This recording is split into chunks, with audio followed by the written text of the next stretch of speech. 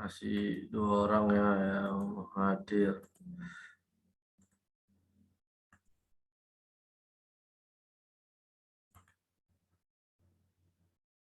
So, nggak pernah nampak tatap muka lagi, Jo. Izin Pak, kemarin saya baru kos di Marelan Pak. Ya, Kemarin rumah saya di Darussalam kan, jadi saya kos di Marelan sekarang. Jadi agak ribet kadang. Kemarin kayak jam 8 kan nggak terkejar Pak. nih apa? Nih angkot berarti. Nggak naik motor sih memang. Di Tripapan saya Pak. Kesiangan bangun ya, pulang kerja. Kadang ya, kadang gitu Pak. Kadang pulang kerja. Biasa kalau dekat sana kan masih bisa terkejar kayak kemarin. Iya. Nah, jadi ini udah mulai nih PKL-nya Iya Pak, lagi PKL. di kepanitraan apa di PN Medan? Bagian pidana Pak. Bagi pidana. Yang pidana berarti sama Bang Padul, Pudul ya. Belum kenal. Enggak Pak, Hmm? enggak benar. Enggak Belum Pak. kenal. Iya, betul, itu pidana sama Putra. Ya, yang bagian pidana bekas di PN Medan. Panmunnya apa kan? Lupa saya. Lah dia pokoknya. Ya mudah-mudahan tuh si Do nggak PKL. Belum ngambil Pak, semester 7 Pak. Nah, ini semester 6 sama kan angkatannya? Beda. Sama Pak, cuman seharusnya PKL memang di semester 7, cuman ngambil gara-gara SKS-nya lebih, jadi diambil aja Pak. Oh, iya ya, jadi nanti pada saat semester 7 tinggal 1 mata kuliah aja ya kan. Nah, jadi tinggal enak untuk fokus menyusun skripsinya.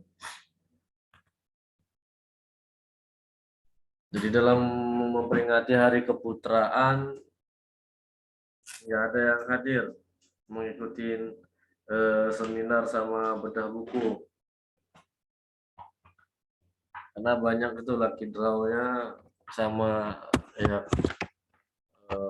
pembagian buku juga kan secara gratis, mungkin ada syarat dan ketentuannya.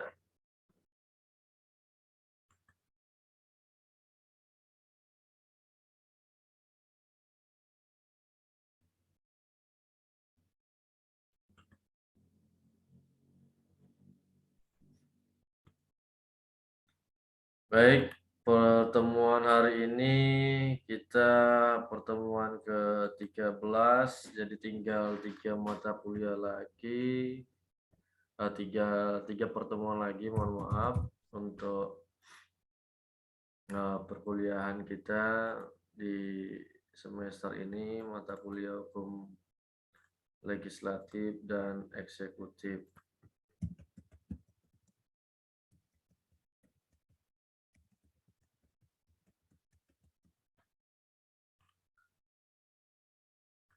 Nah, untuk yang sudah membuat jurnalnya baru si Heni, silakan yang lainnya ya kan, apabila ingin menambah nilai tugas bisa mengerjakan tugasnya dengan membuat jurnal. Dan itu kalau mau, kalau tidak ya tidak ada masalah gitu. Nah,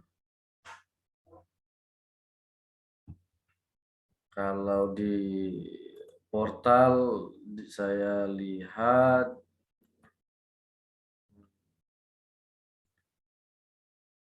di bulan Agustus untuk UTS UASnya.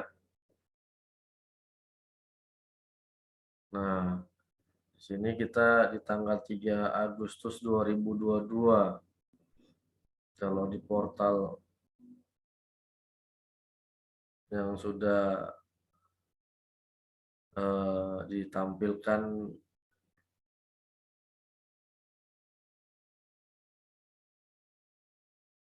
ada lebih kurang 1 bulan lagi tatap maya. Ya, jadi 3 pertemuan untuk tatap maya dan pertemuan ke-16-nya UAS kemungkinan dilakukan secara tatap muka.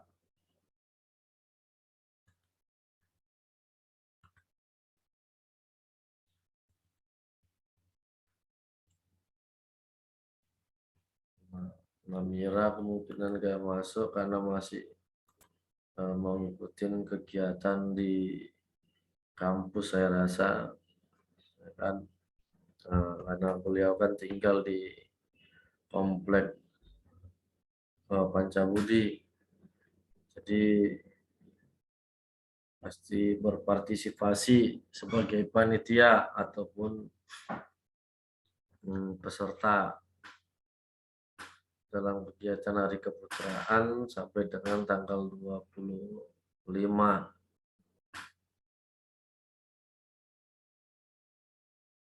Baik, kita lanjutkan untuk materi perkuliahan kita, hubungan kekuasaan antara eksekutif dan legislatif.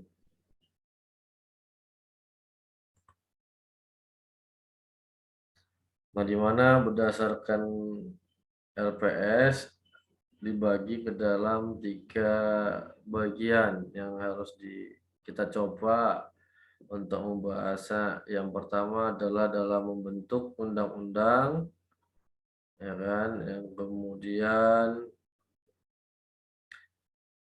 hubungan terhadap budgeting.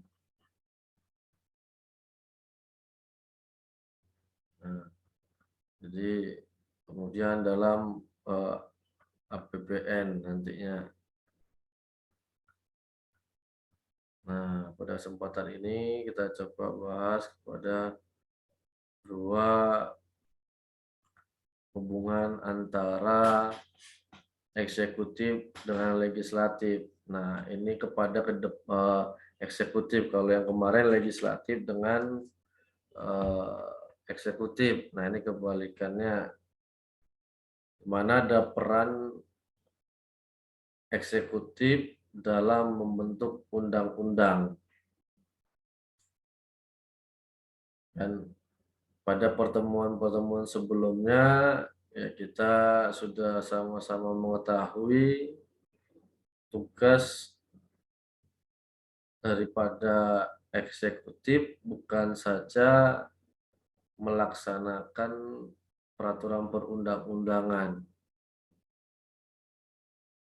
khususnya undang-undang maupun Undang-Undang Dasar 1945. Nah, namun kenyataannya berdasarkan konstitusi, eksekutif dapat ikut serta dalam membentuk undang-undang. Nah, berkaitan dengan pembuatan peraturan perundang-undangan,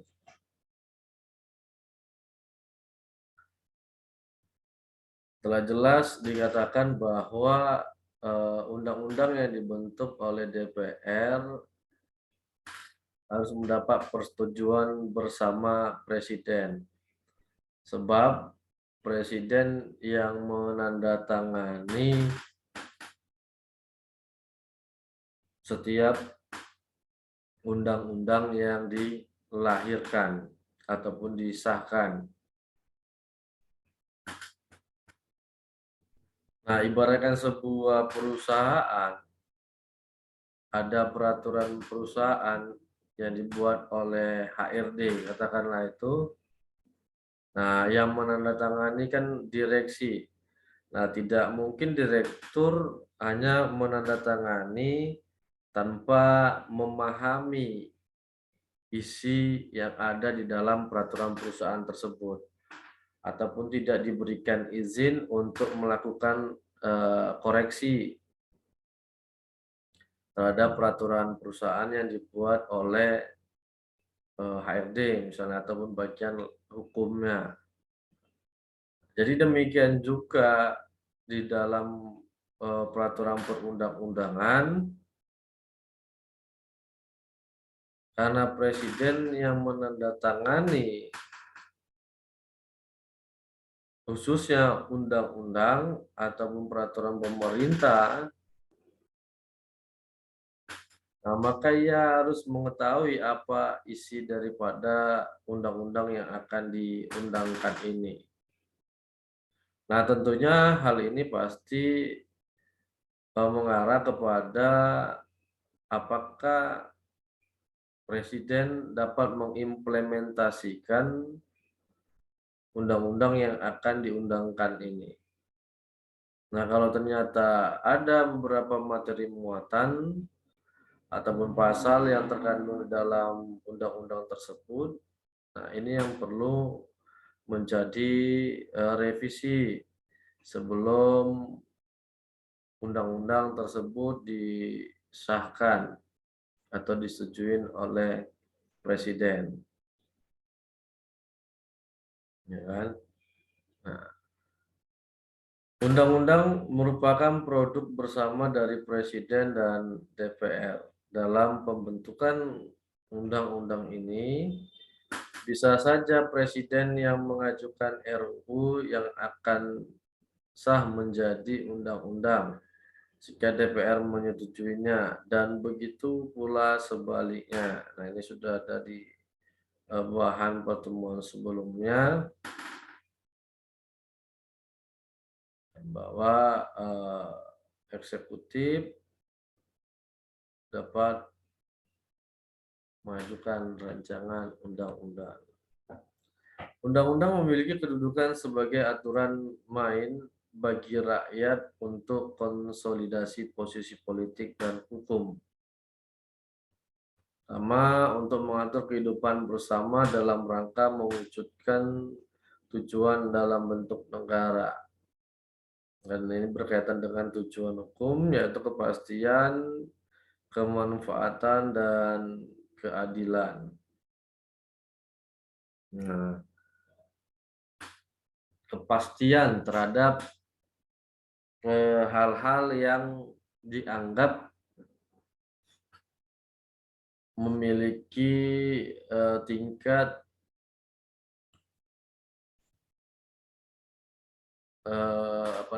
urgenisitas yang tinggi. Apabila tidak dibuat peraturan perundang-undangannya, maka akan bisa memecah ketentraman masyarakat. Dan gitu untuk kepastian. Nah, manfaat peraturan perundang-undangan yang dibuat itu harus bisa menjadi pedoman hidup ataupun menjadi pasangan hidup bagi masyarakat. Artinya ketika dia melakukan pelanggaran, ada rasa bersalah di dalam dirinya, ada rasa penyesalan di dalam dirinya.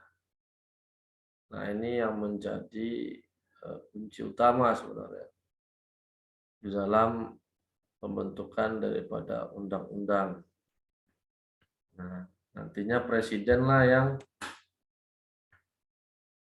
melihat apakah hal ini bisa diterapkan atau tidak untuk materi-materi yang ada di undang-undang.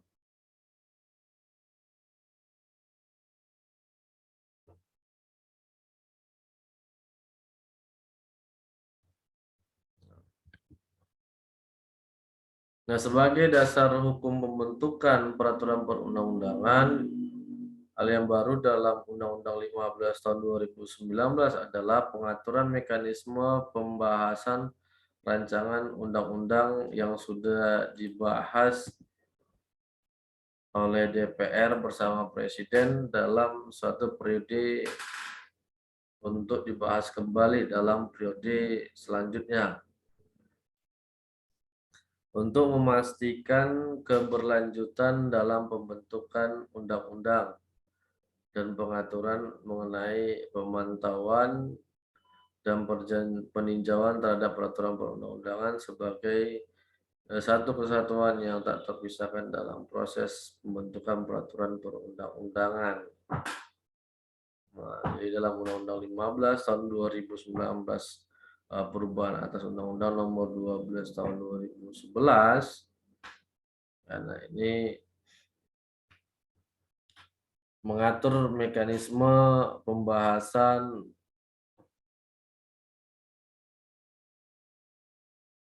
rancangan undang-undang bersama dengan Presiden. Jadi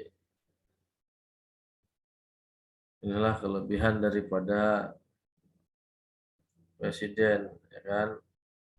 Maka undang-undang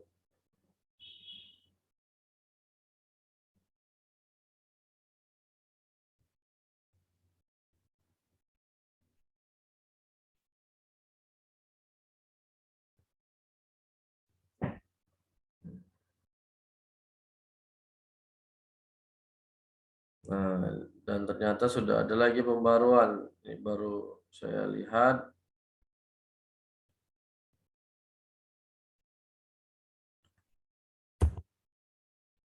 dengan Undang-Undang 13 tahun 2022 tentang perubahan kedua atas Undang-Undang Nomor 12 tahun 2011. Nah, ini belum saya baca nih. Nanti coba saya cek dulu apa isinya, ada pembaharuan. Ya. Kunci utama dalam hubungan legislatif eksekutif secara umum terdiri dari 3 tipe hubungan. Yang pertama, lembaga menjadi pembuat kebijakan. Lembaga mempengaruhi kebijakan dengan cara lembaga reaktif terhadap inisiatif pemerintah. Lembaga didominasi oleh eksekutif atau hanya sebagai stempel bagi pemerintah. Nah, artinya walaupun legislatif merupakan perwakilan dari rakyat, nah, eksekutif juga demikian, perwakilan dari rakyat. Nah, kalau dia legislatif kan hanya skala kecil, yaitu berdasarkan pemilihnya atau konstituennya.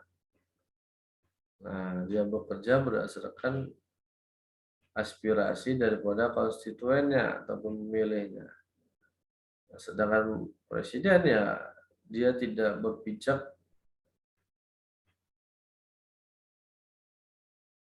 kepada partai politik walaupun dalam pemilihannya dia diusung oleh partai politik.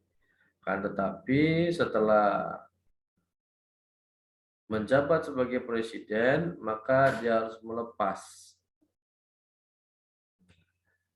statusnya sebagai anggota partai politik. Nah, sedangkan kalau anggota DPR kan tidak. Dia masih melekat sebagai anggota partai politik. Nah, makanya dikatakan jadinya hubungan itu adalah DPR hanya sebagai stempel bagi pemerintah. Artinya harus mengakomodir keinginan daripada presiden. Walaupun ketika sudah disahkan, disetujui bersama oleh seluruh DPR. Nah, ternyata Presiden tidak mau menandatangani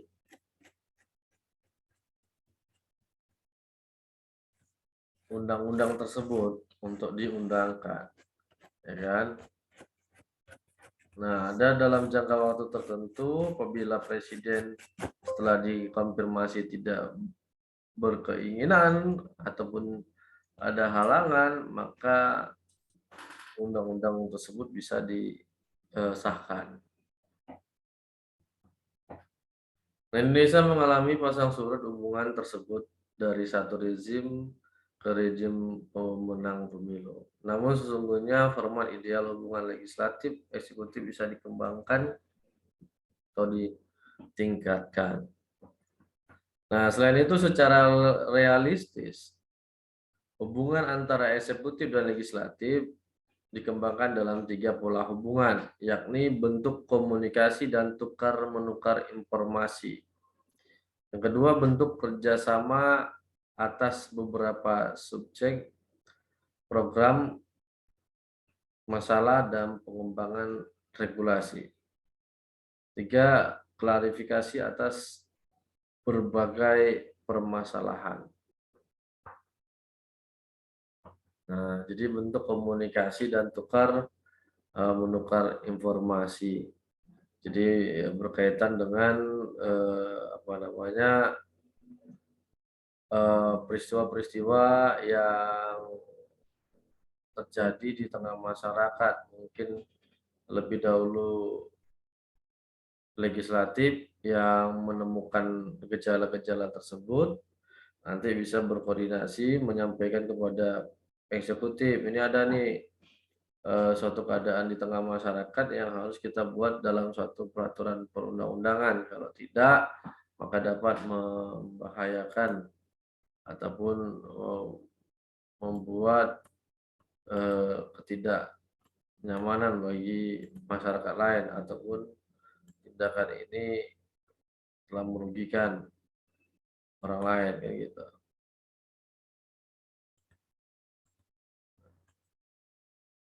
Ini Namira sudah masuk. Lagi di mana Namira?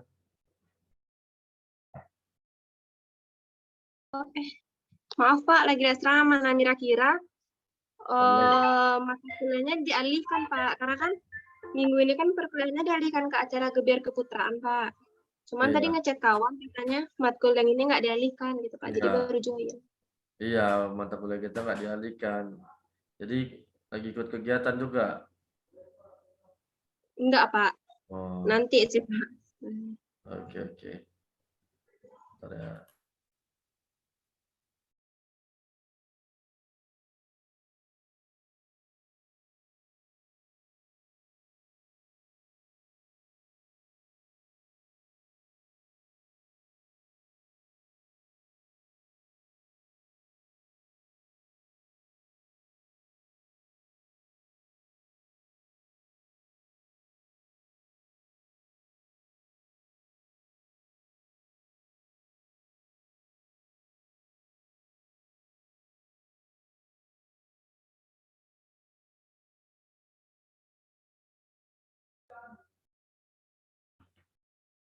Baik.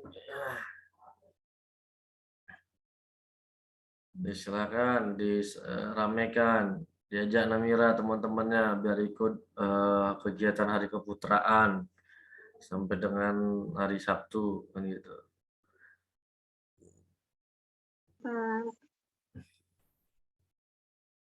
Nah, jadi dengan adanya bentuk kerjasama, saling komunikasi, klarifikasi dalam suatu permasalahan yang timbul di tengah-tengah masyarakat ataupun peristiwa hukum yang harus dibentuk regulasinya, ya kan? Karena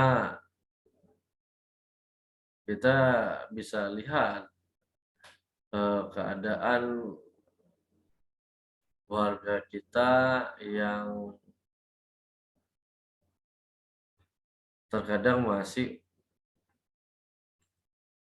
tidak berpedoman kepada aturan yang ada, bahkan ya kan malah senang dalam melakukan satu tindak perbuatan hukum yang menyalahi aturan. Nah, jadi dengan hubungan antara eksekutif dan legislatif yang saling berkomunikasi dapat lebih meminimalisir tindak pidana ataupun perbuatan-perbuatan yang merugikan negara maupun masyarakat, gitu. Nah, jadi makanya eksekutif juga dapat berkoordinasi dengan legislatif. Demikian juga legislatif dapat berkoordinasi dengan eksekutif dalam membentuk undang-undang. Kan? Nah, akhirnya nantinya dapatlah terlaksana teori hukum yang dikatakan Muchtar Kusumaatmadja, hukum sebagai alat pembaharuan bagi masyarakat. Karena begitu ada gejala langsung diobati, kan gitu dia. Artinya sedia payung sebelum hujan. Nah, inilah yang menjadi kunci utama antara hubungan eksekutif dengan legislatif.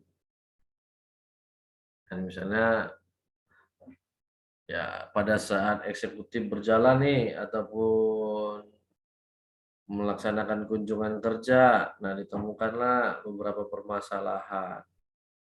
Karena kemudian dikoordinasi dengan pihak legislatif, ini bagaimana kita buat undang-undangnya. Kalau setuju, siapa yang mau, dari mana unsur yang mengajukan rancangan undang-undang ini. Udah dari eksekutif aja, karena eksekutif yang menemukan permasalahan tersebut. Nah, dibuatlah dia, kan gitu. Program perancangan undang-undangnya yang diusulkan oleh eksekutif, ya kan? Jadi ya demikian juga ketika legislatif yang menemukan permasalahan tersebut, maka bisa langsung tanpa ada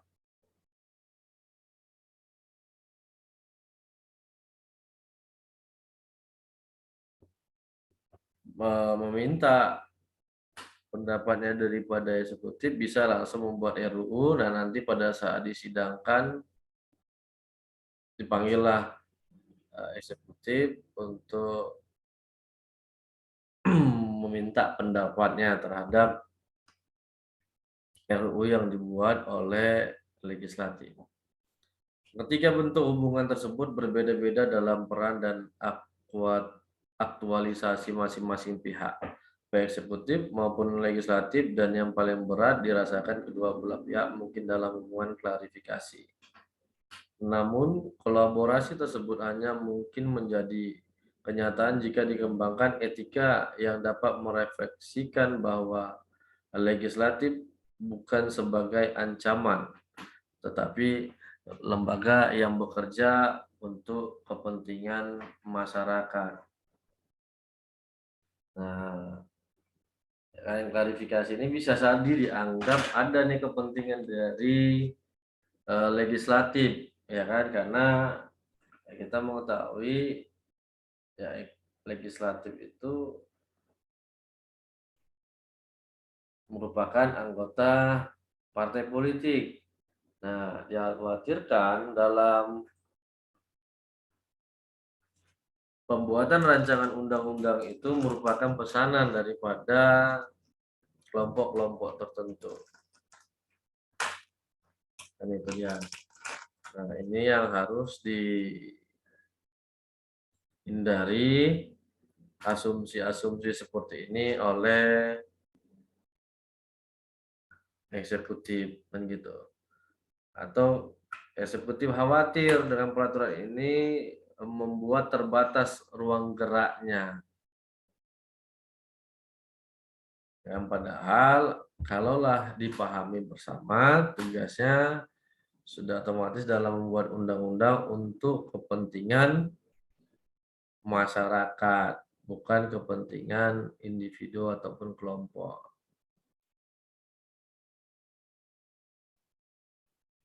Nah, dalam pembuatan undang-undang, eksekutif dalam hal ini Presiden berhak mengajukan RUU kepada legislatif. RUU yang diajukan oleh Presiden kemudian dibahas bersama DPR. Apabila RUU tersebut mendapat persetujuan bersama, RUU dapat disahkan menjadi undang-undang. Presiden yang merupakan puncak kekuasaan eksekutif dalam menjalankan kekuasaannya bekerjasama dengan DPR sebagai lembaga legislatif. Walaupun demikian, hubungan antara eksekutif dan legislatif terdapat hubungan yang bersifat politis. Karena dalam produk peraturan perundang-undangan selalu pertimbangan yang diberikan oleh lembaga legislatif yang pada dasarnya merupakan hasil perundingan para elit politik. Nah, jadi pada saat rancangan undang-undang dibuat, kemudian nantinya misalnya yang mengajukan RUU tersebut adalah dari unsur eksekutif. Nah, pada saat sidang paripurna, eksekutif harus memaparkan apa yang paling utama dipaparkannya adalah naskah akademik. Nah, kenapa undang-undang itu sangat perlu RUU tersebut? Nah, harus dijelaskan dasarnya, pertimbangannya, sejarahnya, baik dari segi filsafatnya dan sebagainya. Nah, kemudian barulah nantinya para DPR, anggota DPR membahasnya. Nah, makanya ada kepentingan inilah yang bisa dianggap timbulnya sebuah kepentingan dari kelompok tertentu. Karena pada saat pembahasan daripada RUU tersebut harus ada masukan dari masing-masing fraksi. Nah, fraksi ini kan merupakan utusan dari partai politik.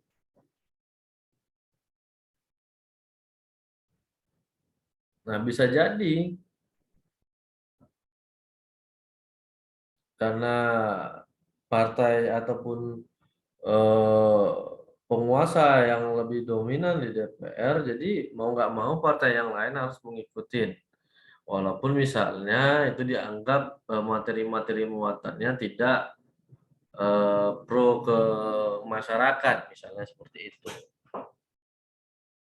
Nah, bisa jadi hal-hal tersebut terjadi gitu ya. Nah, makanya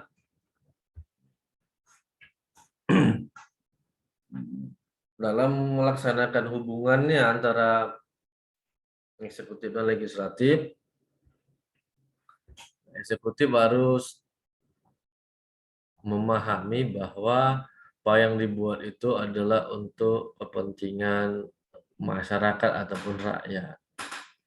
Nah, jadi demikian untuk hubungan antara eksekutif dan legislatif dalam membentuk rancangan undang-undang. Dan jadi apabila dalam rancangan undang-undang tersebut tidak selesai dibahas di dalam sidang paripurna, maka rancangan undang-undang tersebut akan dibahas pada periode yang akan datang. Artinya bukan dengan masa jabatan yang sama, tapi berbeda. Misalnya undang-undang kitab undang-undang hukum pidana itu ya kan ya sampai sekarang juga belum mendapat persetujuan. Nah, saya rasa sudah selesai untuk sidang paripurnanya, maka karena tidak ada kesepakatan terhadap isi daripada RUU KUHP ya nanti akan dibahas lagi RUU-nya oleh para anggota Dewan tahun 2024-2029. Ya kan, karena apabila sudah 2 kali sidang paripurna ataupun 3 kali sidang paripurna, rancangan undang-undang tersebut belum juga disahkan, nah maka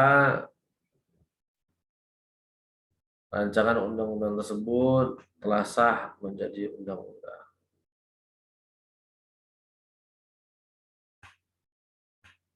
Nah, seperti itu. Nah, bagaimana hubungan antara eksekutif dan legislatif di bidang budgeting ataupun anggaran? Penyelenggaraan negara sangat bertumpu pada pengelolaan keuangan negara yang terstruktur melalui sistem perencanaan dan penganggaran. Dalam konteks Indonesia, perencanaan dan penganggaran keuangan negara dilaksanakan oleh pihak eksekutif, yakni pemerintah Republik Indonesia, yang dituangkan di dalam anggaran pendapat dan belanja negara sesuai amanat pasal 23 ayat 1 Undang-Undang Dasar